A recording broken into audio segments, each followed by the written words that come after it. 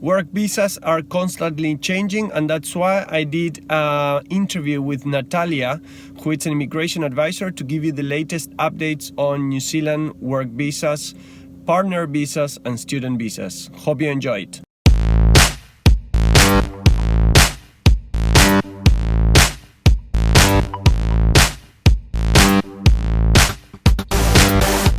Okay, so there are, at the moment, there is a work visa called work to residence visa, and there are two streams for this category. One is called accredited employer, and the second one is called long-term residence. Normally, big companies become accredited with Immigration New Zealand, and they are allowed to hire immigrants under certain conditions. One of them is that the person earns at least 90,000 New Zealand dollars. So if that is the case, then the person can apply for a work visa for 30 months, and after 24 months, the person can also, if they choose to, proceed to apply for residence visa. The second work to residence visa is called long-term skills shortage list. So if the person has a degree, a qualification, in this case, software developer, software engineer, or the person can apply as well for a 30-month work visa, and after 2 years again they can proceed into residence. With the second option that you mentioned, does the company needs to prove that they have tried to hire someone who is a New Zealand citizen or a New Zealand resident, or they don't have to? No, because those two categories are work to residence category visa. So the main emphasis is that for accredited employer is that the employer is already accredited, and in that process the company already showed to immigration that they couldn't get enough workers for them.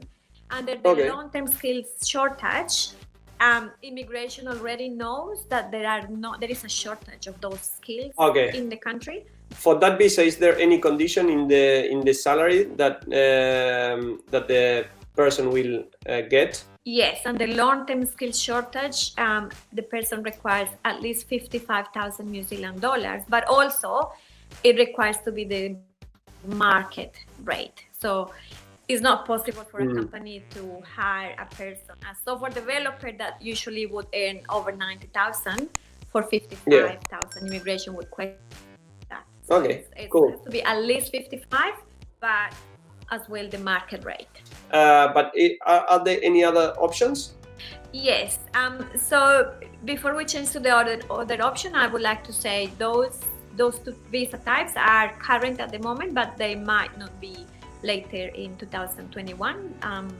Immigration is planning some changes, so they might not be available in the second semester of 2021. So yes, going back to your question, there is another visa type, and it's called essential skills work visa, and under that visa the employer needs to advertise the position and needs to show immigration that they did go through a process of selection and that they tried to recruit New Zealanders, and if they couldn't find a suitable candidate, then they are allowed to employ an immigrant. So are there any requirements for that?